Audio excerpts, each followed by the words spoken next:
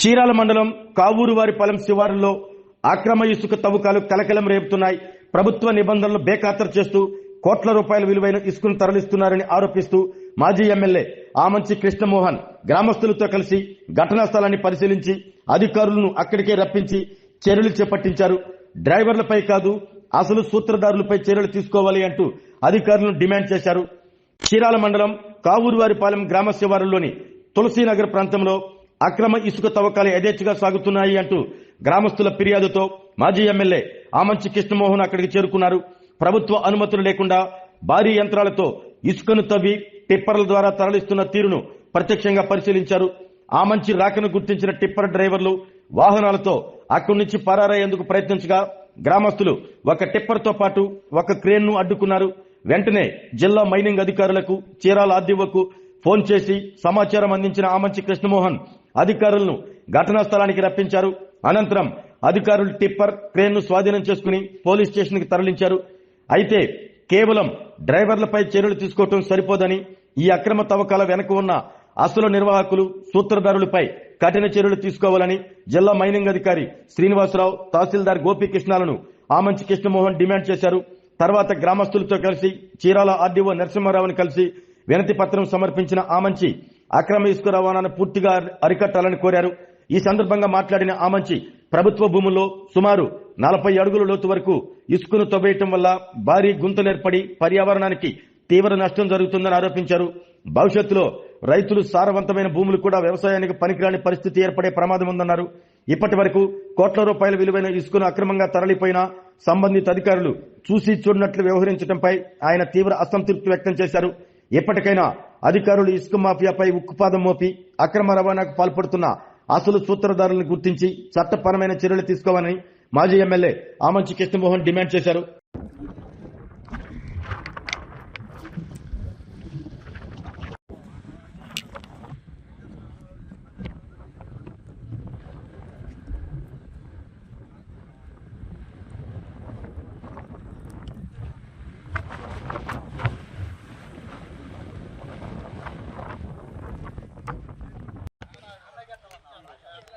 కొంచెం చెయ్యి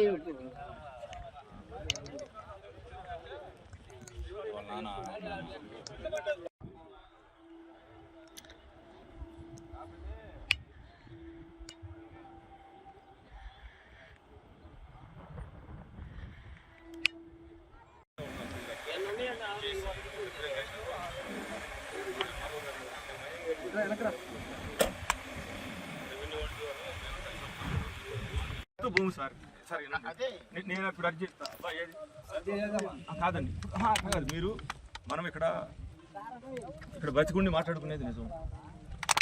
6 లారీలు వెళ్ళిపోయినాయి, ఆపాము, ఖాళీ వెనక్కి తిరిగి. ఇది ప్రభుత్వ భూమి, సెటిల్మెంట్ అండి, రిజిస్ట్రేషన్. మీరు గూగుల్లో ఆ రోజుల మీ విలేజ్ నిన్న అబ్బాయి పేరు సుబ్రహ్మణ్యం. నేను చెప్పలేనా?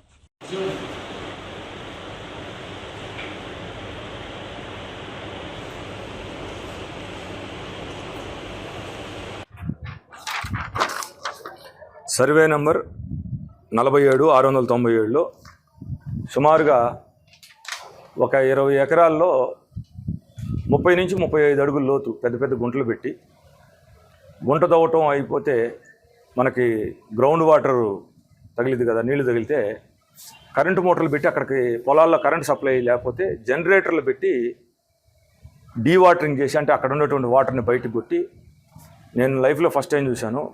ట్రాక్టరు ట్రక్ అంత ఉంది, ఒక్కొక్క బకెట్ 200 కాదు, అబోవ్ దట్ రేంజ్. దానికి ఏం పేరు 250నో 300 తెలియదు. 3 బకెట్లు వేస్తే పెద్ద టిప్పర్ నిండుతుంది. అంత పెద్ద టిప్పర్ని పెట్టి భూమి గర్భంలో దారుణంగా ఒక 25 అడుగులు 30 అడుగులు గుంట పెట్టి ఇసుక దోలుతూ ఉన్నారు. నేను ఆ క్వారీ విజిట్ చేద్దామని వెళ్ళి విజిట్ చేసి ఎంఆర్ఓ గారికి చీరాల, అలానే ఆర్డీఓ గారికి రిప్రజెంటేషన్ ఇచ్చి మైనింగ్ ఏడీ గారికి ఇద్దామని వెళ్తే తీరా ఒక 6 లారీలు టిప్పర్లు ఈ పెద్ద ప్రొక్లైనరు చేస్తుంటే 6 లారీలు ఏమో 5 లారీలు మమ్మల్ని చూసి పారిపోయినాయి. ఖాళీ లారీలు వచ్చినాయి క్వారీలో నుంచి. అది మేము మా ఎమ్మటుండాళ్ళు దూకి 30 అడుగులు అనే తలకి తిరిగి వెళ్ళే తలకే ఈ లోడింగ్ చేసినటువంటి లారీ ఒక్కదాన్నే ఆపగలిగాం, మిగిలిన వెళ్ళిపోయినాయి.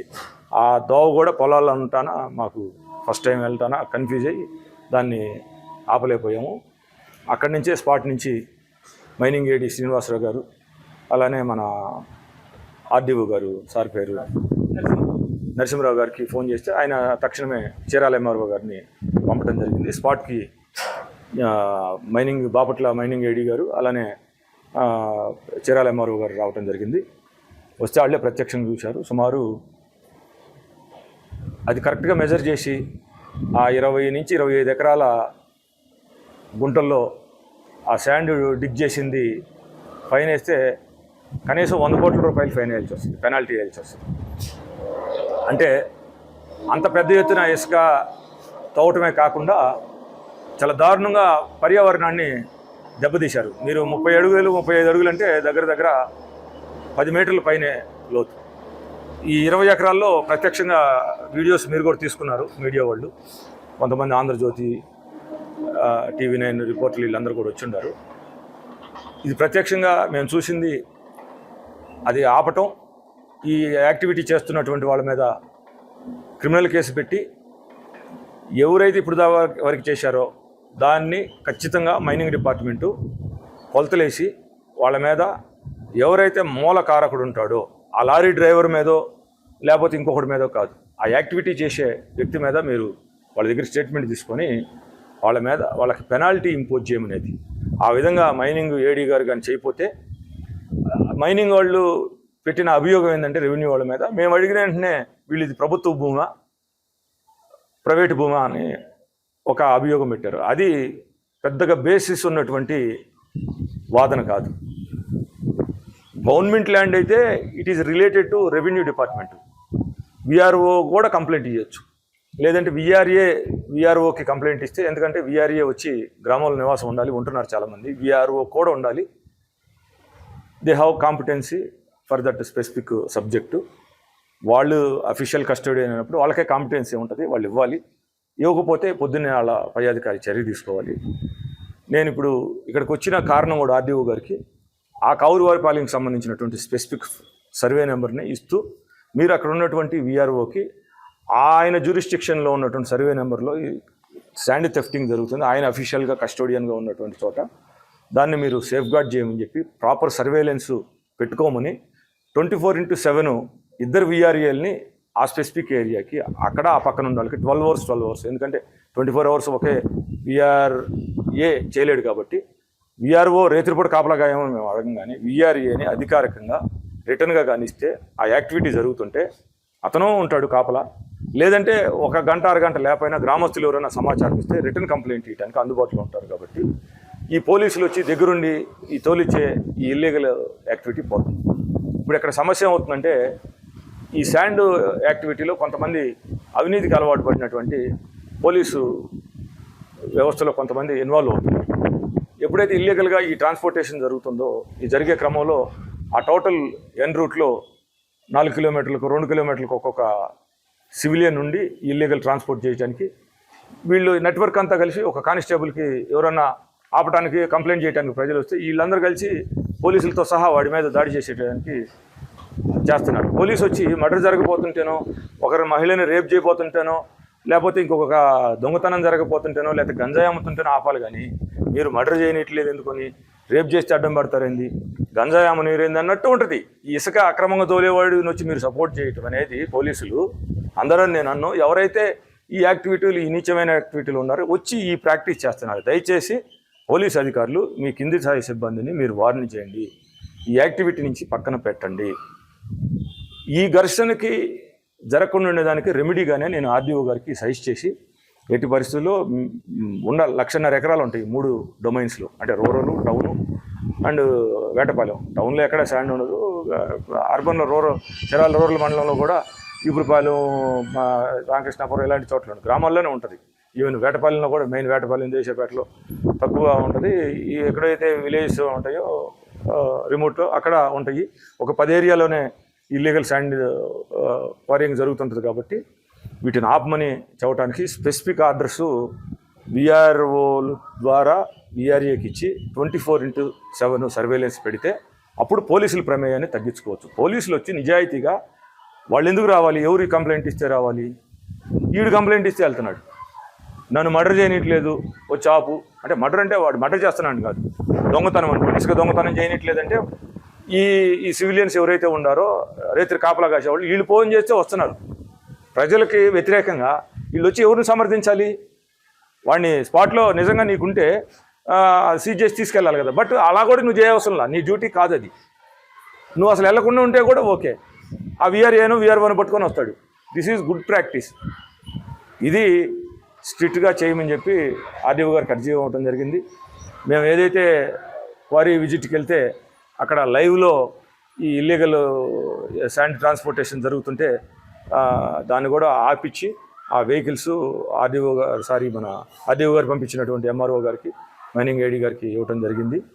దయచేసి ఈ చీరాల నియోజకవర్గంలో ఉన్నటువంటి రెవెన్యూ వ్యవస్థ కానీ మైనింగ్ వ్యవస్థ కానీ మీ ఉద్యోగాలు మీరు చేయండి. దయచేసి పోలీస్ డిపార్ట్మెంటు ఈ శాండ్కి సంబంధించినటువంటి సబ్జెక్టులో ఇన్వాల్వ్ కావద్దు. అయితే మేము కూడా వీళ్ళకి వ్యతిరేకంగా ప్యారలల్గా ఇంకొక సిస్టమ్ను పెట్టుకొని నిరంతరం వీటి గురించే చెప్పిస్తాం. ఏముంది, 4 పోలీస్ స్టేషన్లు ఉన్నాయి. Epurupalem, 1 town, 2 town, Vetapalem. 4 రోజులు 8 మంది కానిస్టేబుల్స్ ఉంటారు, అంతకన్నా ఉండరు. ఈ 8 మంది ఏం చేస్తున్నారంటే ప్రతిరోజు ఒక గ్రూప్ క్రియేట్ చేసి మీ పై అధికారులకు చెప్తాం, లేదా రోడ్డు మీద చెబుతాం. మీరు అక్కడ దాకా తెచ్చుకోవద్దు. అంతేగాని ఈ సూడో రౌడీలను పెట్టుకొని మీరు వాళ్ళకి సపోర్ట్ చేసి ఒక వికృతమైనటువంటి పోలీసు డిపార్ట్మెంట్ అంటే మాకు చాలా గౌరవం. మీ విధులు ఏందనేది మాలాంటి వాళ్ళు గుర్తు చేయాల్సిన అవసరం లేదు. మీ విధి ఇది కాదు, శాండ్ మీ సబ్జెక్ట్ కాదు, రైస్ మీ సబ్జెక్ట్ కాదు. లా అండ్ ఆర్డర్ కంట్రోల్ చేయటమే, దొంగతనాలు చూడకుండా ఆపేదే. గంజా అక్రమంగా ఎక్కడ అంటే ఎస్బీ వాళ్ళ దగ్గర నుంచి, స్పెషల్ బ్రాంచ్ వాళ్ళ దగ్గర నుంచి, ఇంటెలిజెన్స్ నుంచి మీరు ఇన్ఫర్మేషన్ తీసుకొని రెగ్యులర్ సివిల్ పోలీసులు ప్రజల మధ్యలో తిరుగుతూ ఇన్ఫర్మేషన్ వస్తే వాటిని ముందుగా హ్యాండ్ స్ప్రెడ్ చేసి కట్టేలు చేసేది మీ duty. Law and order control చేసేది మీ మహిళల మీద ఎవరికైతే దాడులు చేస్తారో, ఈవ్టీజింగ్కి ఆ నేచర్కి ఎవరైతే అలవాటు పడినారో ఆకతాయిలు ఆట కట్టించేది, మర్డర్ చేసేటటువంటి పరిస్థితులు ఏమైతే ఉంటాయో వాటిని హ్యాండ్ స్ప్రెడ్ చేసి వాటిని ముందుగానే నిరోధించేది మీ డ్యూటీ. మీ డ్యూటీలు మేము గుర్తు చేస్తాం. మీరు ఈ రెండింటి మీద అందరని నేను అన్నాను, ఎవరైతే వాళ్ళు ఈ 4 పోలీస్ స్టేషన్లో 4 ఇద్దరులు ఉంటారు, 8 మంది. ఈ 8 మంది రోజు ఏం చేస్తున్నారో బజార్లోకి వచ్చి చెప్పడం మాకు చిన్న విషయం. ఏమి చేస్తున్నారో చెప్పటం అనేది విత్ ప్రూఫ్ చాలా చిన్న విషయం. దయచేసి అక్కడ దాకా పోలీసులు తెచ్చుకోవద్దు. మీరు ఈ శాండ్, ఈ ఇల్లీగల్ రైస్ దీనిలో నుంచి బయటికి రండి. అప్పుడు మీకు అద్భుతమైనటువంటి ట్రాఫిక్ కంట్రోల్ చేయడానికి మీ మనసంతా దీని మీదే ఉంటుంది. మీ డ్యూటీ కూడా అదే కదా. అప్పుడు గంజాయి అమ్మటానికి అవకాశం ఉండదు. మీ మైండ్ టైం అంతా దీని మీదే ఉంటుంది. అప్పుడు మహిళల్ని కూడా ఎవరు వేధిస్తున్నారో ఆ మనసంతా ఇటే ఉంటుంది. టైం అంతా దీనికే సరిపోద్ది. ఎవరైతే ఉన్నారో దయచేసి ఆఫీసర్లు కూడా వాళ్ళని కంట్రోల్ చేయండి. లేదంటే ప్యారలల్గా మేము ఇంకొక ఈ ఇల్లీగల్ పోలీసులు, వీళ్ళు రెగ్యులర్ పోలీసులు కాదు, పోలీసు పేరే కానీ సుబ్బారావు అనేవాడు కానిస్టేబుల్ ఫర్ ఎగ్జాంపుల్, లేకపోతే ఎల్ఐ అనేవాడు కానిస్టేబుల్. ఎల్ఐ ఇర్రెగ్యులర్ యాక్టివిటీస్ చేస్తుంటే అతను కానిస్టేబుల్ కాదు, అతను క్రైమ్ చేస్తున్నట్టు. Is fit for punishment.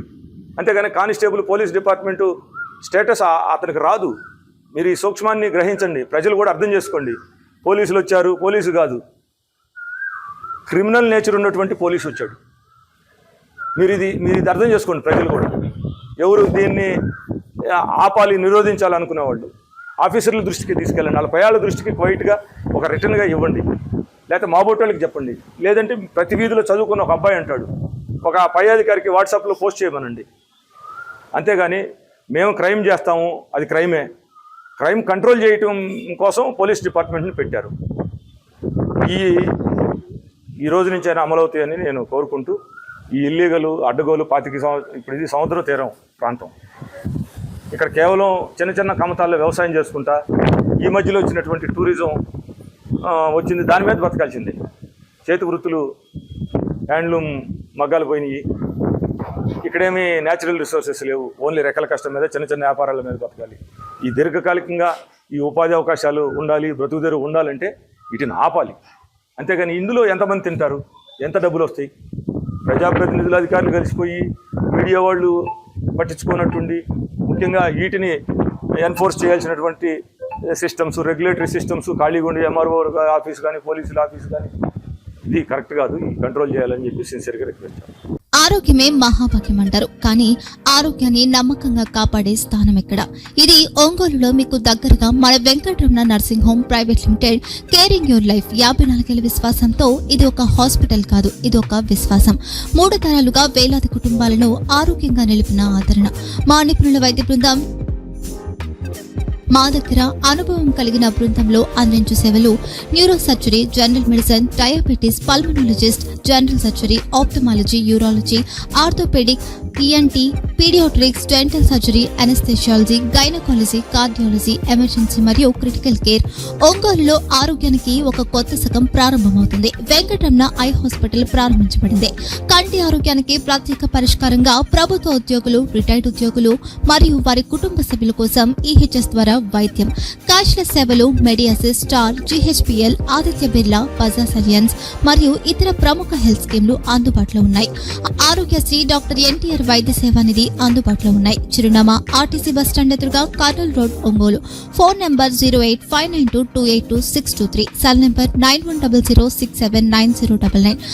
Eye hospital number 9866484770. Website www.venkatramananursinghome.com. Facebook www.facebook.com/VKRNH. Venkataramana nursing home, 3 తరాల విశ్వాసం, నూతనతతో కూడిన సేవ. మేము కేవలం చికిత్స చేయము, మేము శ్రద్ధ వహిస్తాం, పరిరక్షిస్తాం. సేవ చేయడం మాకు ధ్యేయం.